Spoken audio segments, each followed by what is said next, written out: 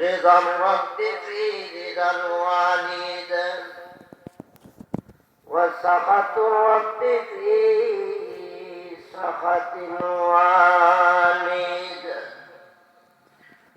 وقال تعالى إن الله وملائكته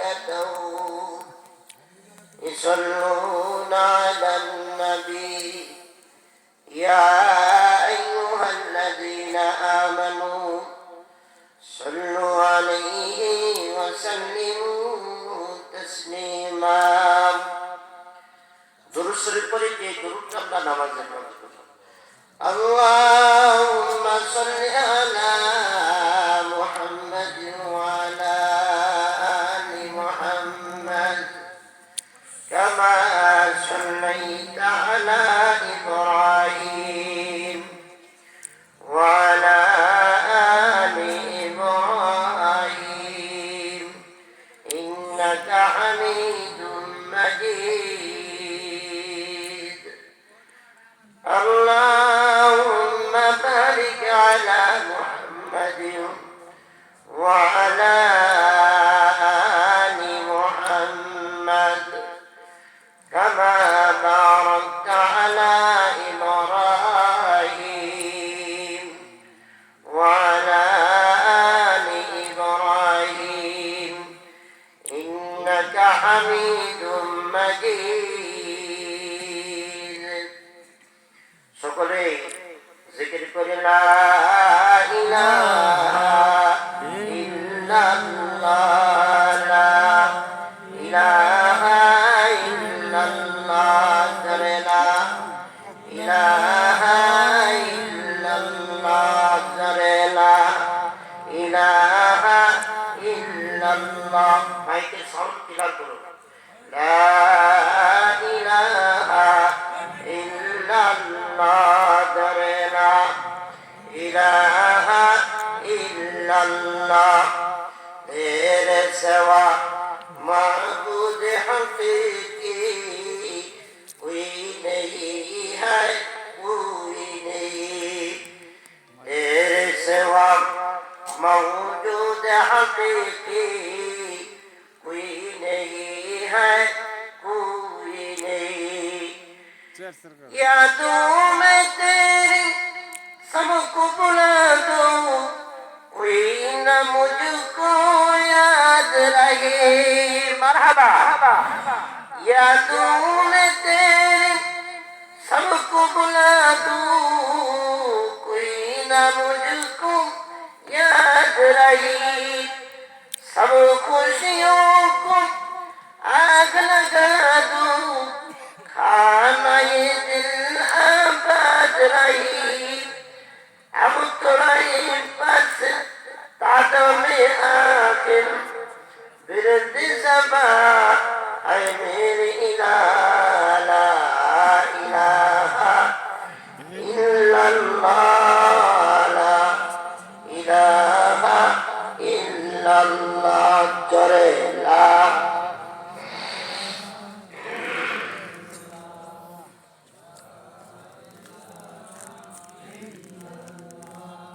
Allah Allah Allah Allah Allah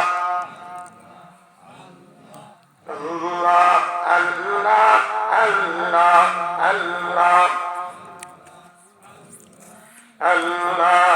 Allah.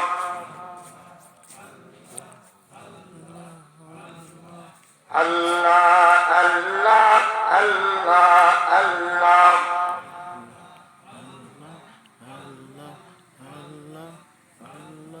لا إله إلا الله محمد رسول الله صلى الله عليه وسلم. গতকাল আয়োজিত নীলগিচ্ছলা ঈশা সিদ্দিকা জামে মসজিদের উন্নয়ন কমিটি বার্ষিক ওয়াজ মাহফিলের সুনামধন্য সভাপতি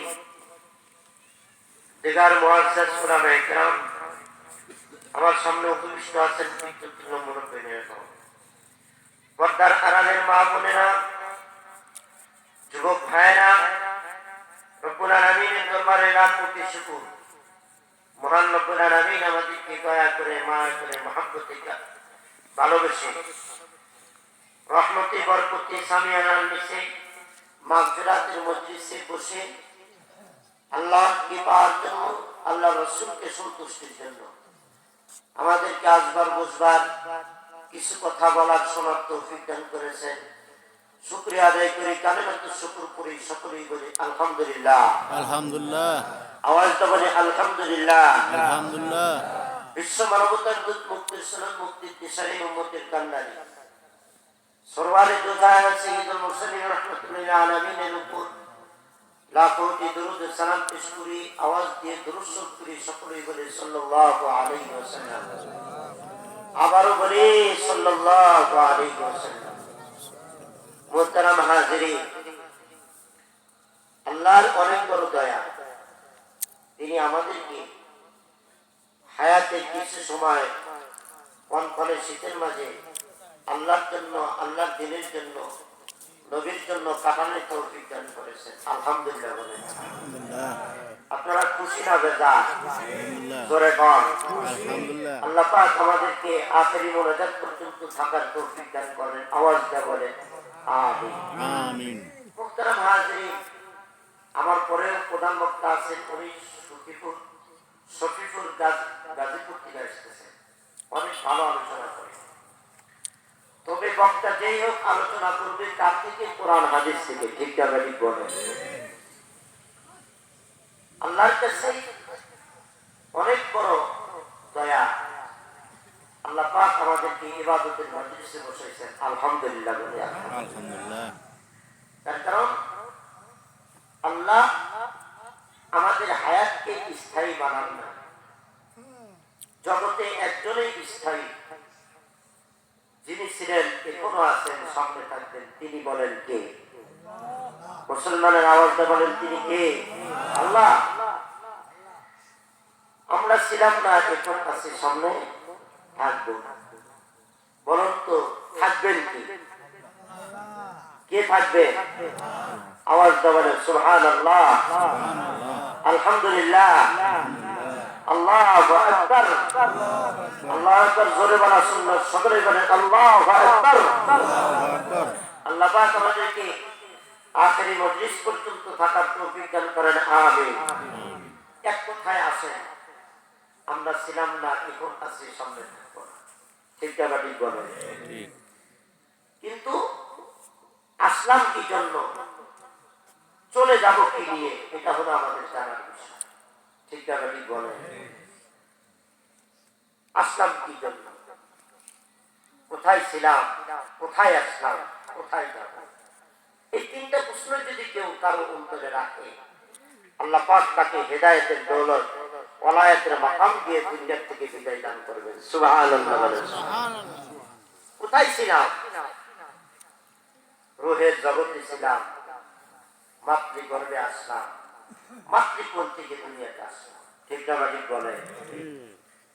যখন দুনিয়াতে আসছি তখন কিন্তু সকলেরই একটা আওয়াজ ছিল, তার নাম কান্না। ঠিক ঠিক বলে।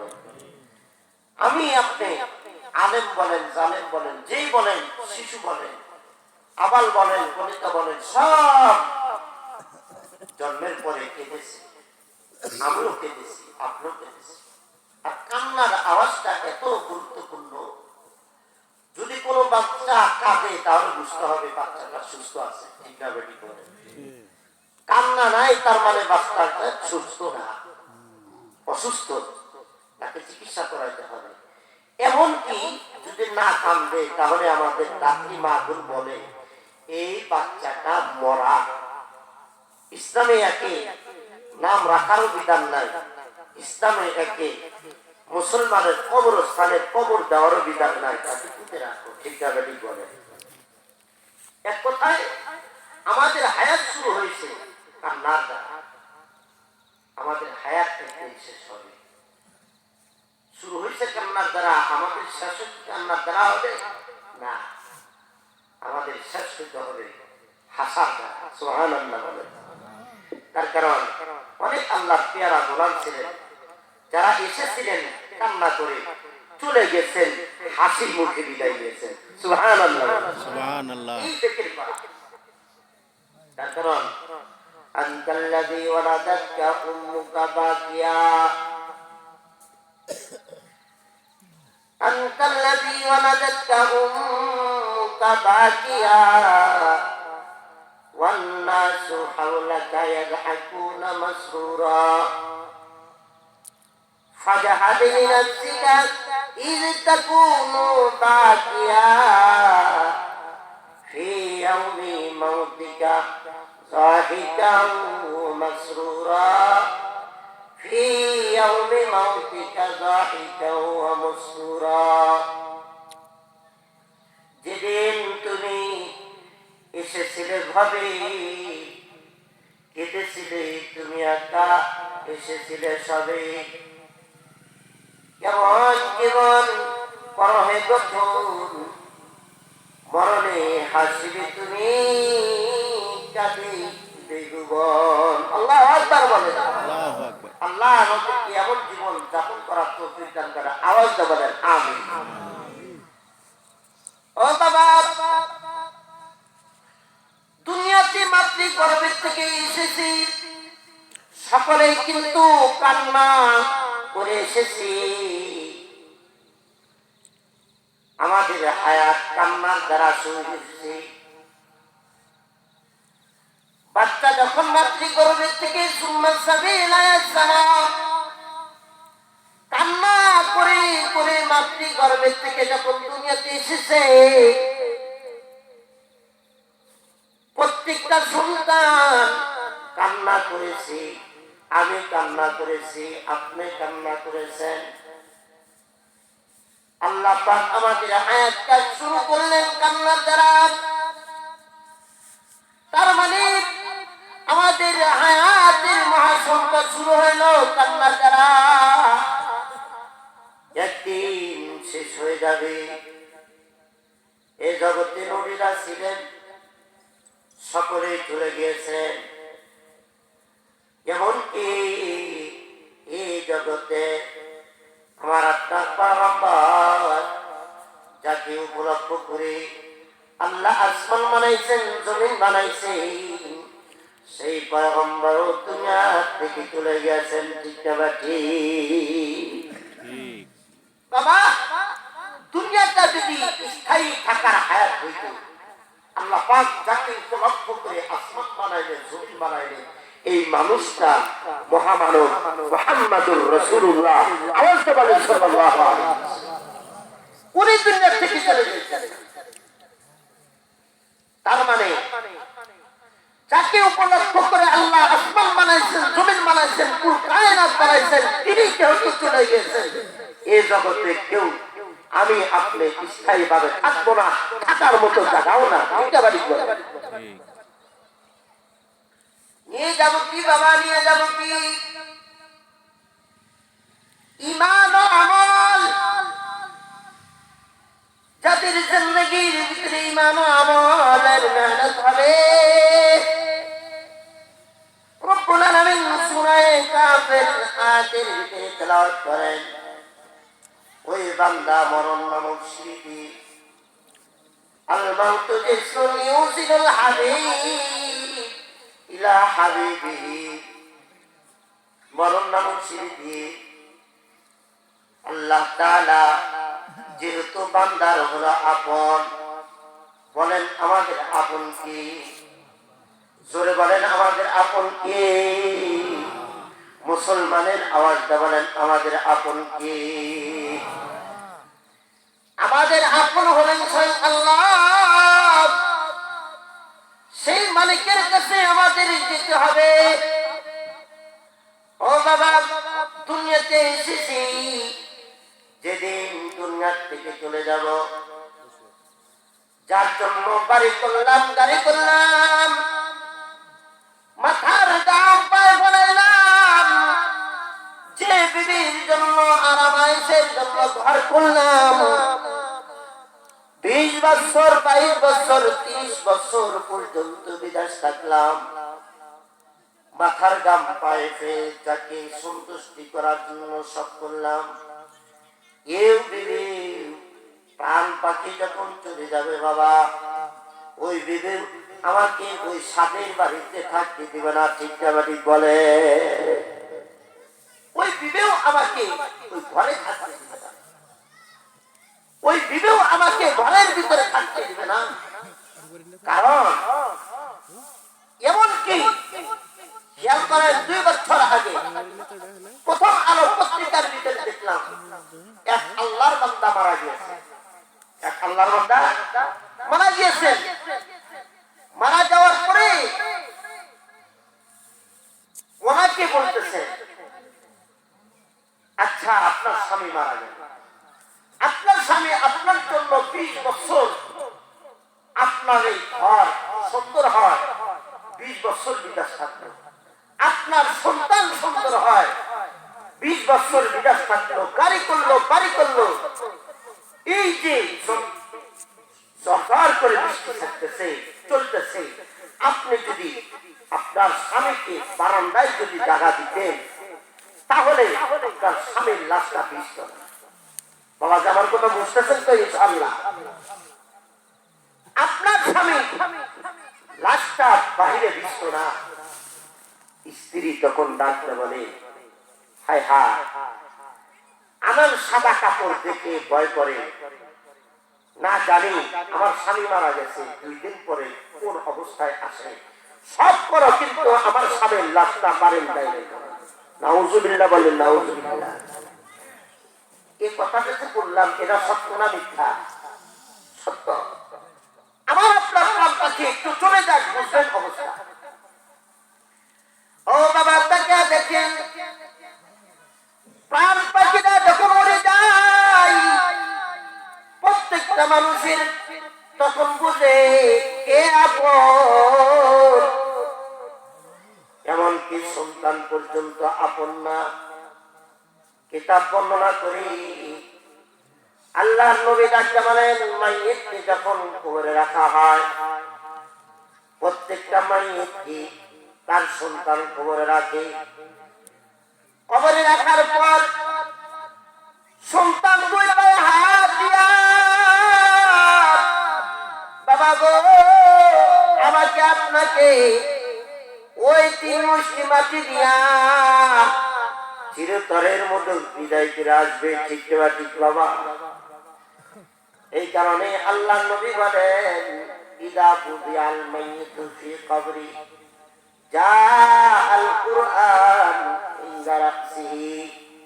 মাইয়িতকে যখন কবরে রাখা হয়, দুনিয়ার সকল মানুষ চলে যায়, সম্পদ চলে যায়, সন্তান চলে যায়, আত্মীয় স্বজন সকলেই চলে যায়, কিন্তু এই যে কোরআনের মাহফিলে বসলাম বাবা, এই কোরআনের মাহফিল আপন, এটা আপনার আমার আপন। সুবহানাল্লাহ বলেন, সুবহানাল্লাহ।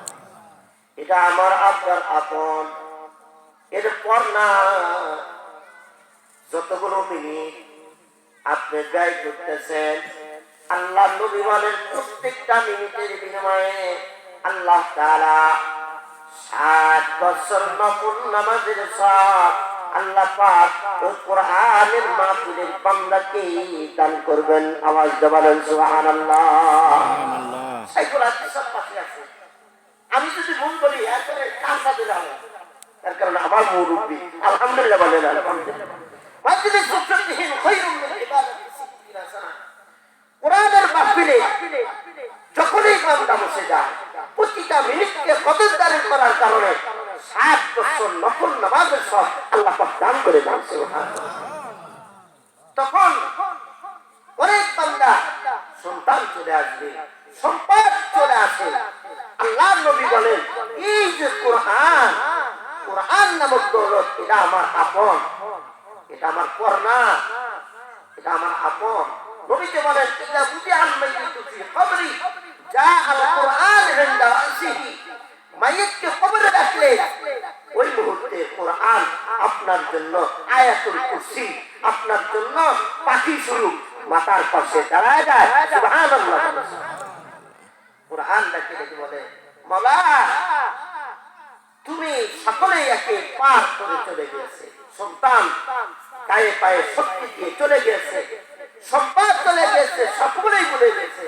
মাওলা, আমি কোরআনের সাথে আর সম্পর্ক একে তুমি ভুলো না, আমি কিন্তু আরে ভুলবো না। সুবহানাল্লাহ বলেন। সুবহানাল্লাহ।